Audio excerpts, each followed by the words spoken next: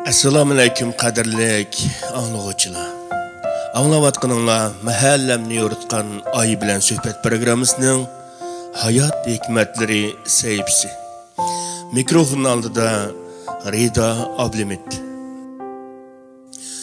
Angliyada yashaydigan Somalilik bir musulmon ayol yordam elish uchun radio stansiyasiga murojaat qildi. Radio programmasida anlagan Atsit bir İngiliz bu musulmon ayolni masxar qilmoqchi bo'ldi. Ayolning ismi va uy adresini olgandan keyin nihoyatda ko'p miqdorda yemaklik va turmush buyumlarini elib bu ayolga avatmoqchi bo'ldi.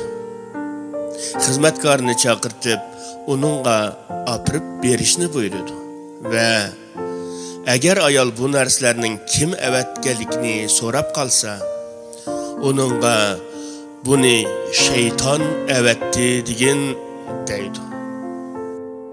Xizmatkor Somalilik shu ayolning uyiga kelganda elib kelgan narsalarni xushallik bilan topshirib oladi. Xizmatchi bularning kim avatganligini bilishni xohlamsiz deb so'raydi. Fatima ismli o'qish va yozishni bilmaydigan bu ayol narsalarni avatgan Atsit ingliz mutafakkir doktor Temos Winterning keyin musulmon bo'lib ismini Abdul Hakim Muratga almashtirishiga vasila bo'lgan bu ibratli javobni berdi. Yo'q. Bilishni xohlamayman.